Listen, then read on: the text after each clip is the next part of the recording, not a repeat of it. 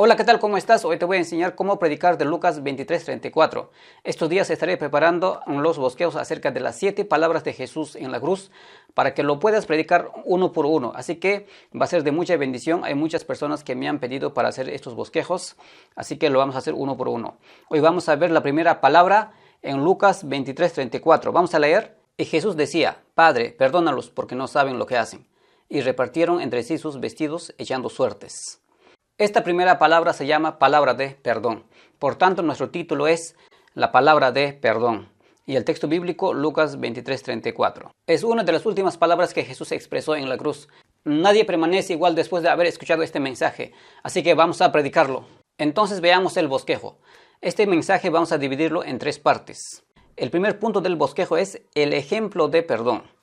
El segundo punto es el llamado a perdonar. Y el tercer punto es la invitación al perdón.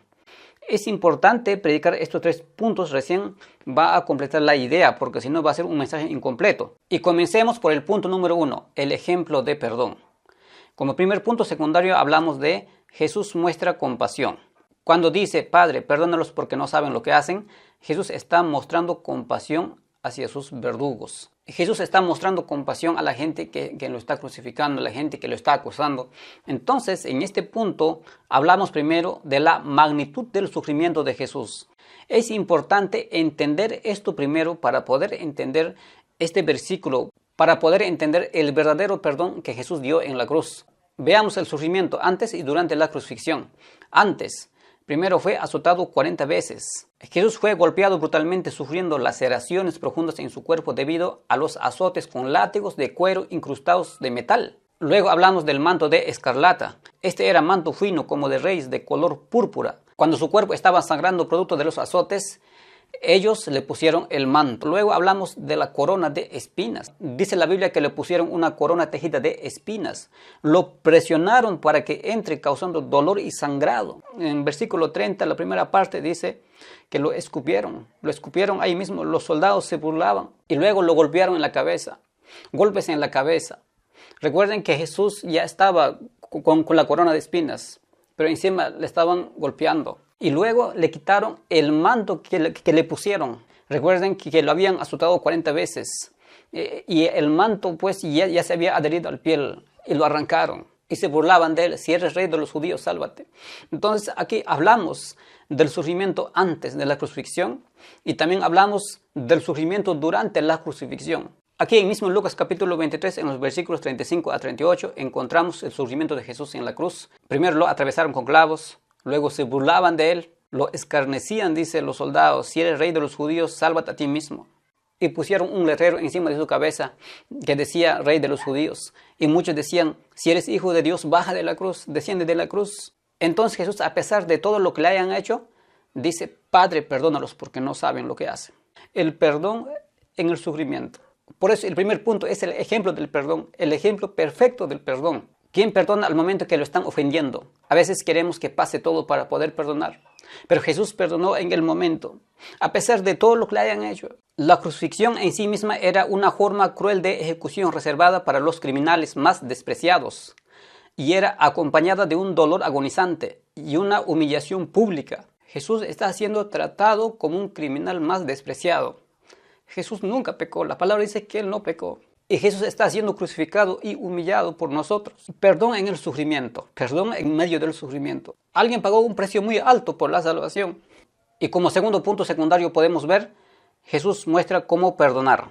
Nos muestra cómo perdonar, ¿no? Porque Jesús perdonó en medio del sufrimiento. Entonces podemos apoyarnos con Mateo 5:44, donde dice, pero yo os digo, amad a vuestros enemigos, bendecid a los que os maldicen, haced bien a los que os aborrecen, y orad por los que os ultrajan y os persiguen. Está claro, ¿verdad? Jesús está diciendo, Jesús muestra el perdón. También podemos apoyarnos en Colosenses 3:13. También es un versículo clave para poder explicar esta parte. Y ahora pasemos al segundo punto del bosquejo, el llamado a perdonar. Aquí veamos el desafío de perdonar a los demás como Jesús nos perdona. El desafío de perdonar como Jesús perdonó en la cruz. Aquí pues la palabra dice en Efesios 4:32, antes sed benignos unos con otros, misericordiosos, perdonándoos unos a otros como Dios también os perdonó a vosotros en Cristo. Así que nos llama a perdonar el Señor, ¿no? También es importante predicar esta parte. Tenemos que aprender a perdonar. Tienes que aprender a perdonar como Jesús lo hizo en la cruz, aún en medio del sufrimiento. También podemos tomar Mateo 6, 14 a 15. Dice, porque si perdonáis a los hombres sus ofensas, os perdonará también a vosotros vuestro Padre Celestial. Mas si no perdonáis a los hombres sus ofensas, tampoco vuestro Padre os perdonará vuestras ofensas. Está claro. Tenemos que perdonar para que el Señor nos perdone. Y luego pasamos al punto número 3, la invitación al perdón. Es importante también predicar esta parte, porque recién este mensaje es completo. ¿Qué hacer si has pecado? Primero es admitirla. En 1 de Juan 1:8 dice, si decimos que no tenemos pecado, nos engañamos a nosotros mismos y la verdad no está en nosotros. Tienes que admitir que has pecado contra Dios. Tienes que admitir. Número 2, aceptar la responsabilidad. Salmo 51:3 dice, porque yo conozco mis rebeliones y mi pecado está siempre delante de mí. Esto es el inventario moral de David, la confesión de su pecado luego de adulterar con Betsabé, y no le echa la culpa a ella, sino asume él mismo y dice, yo reconozco mis rebeliones. No le echa la culpa a nadie. Es aceptar que has pecado, es aceptar que te has alejado de Dios. Por eso el punto número 3 es pedir perdón. En 1 de Juan 1:9 dice, si confesamos nuestros pecados, Él es fiel y justo para perdonar nuestros pecados y limpiarnos de toda maldad. También Romanos 3, 23 a 24 dice, pues todos han pecado y están privados de la gloria de Dios, pero por su gracia son justificados gratuitamente mediante la redención que Cristo Jesús efectuó. En la versión Reina Valera dice, por cuanto todos pecaron, están destituidos de la gloria de Dios. Pero aquí dice, pero por su gracia somos justificados gratuitamente. Somos perdonados, somos aceptados ante el Padre gratuitamente por su gracia, por su sangre en la cruz, por su muerte en la cruz. Entonces al final hacemos un llamado. Ese llamado tiene que ser poderoso, ese llamado tiene que ser impactante. Hacemos el llamado a perdonar. Así como Jesús perdonó en la cruz, tenemos que perdonar. Aún en medio del sufrimiento, aún en medio del dolor, tenemos que perdonar. No importa cuántas veces te hayan hecho daño, pero tienes que perdonar. También llamamos a que la gente se reconcilie con Dios. La primera palabra de Jesús en la cruz se llama la palabra de perdón.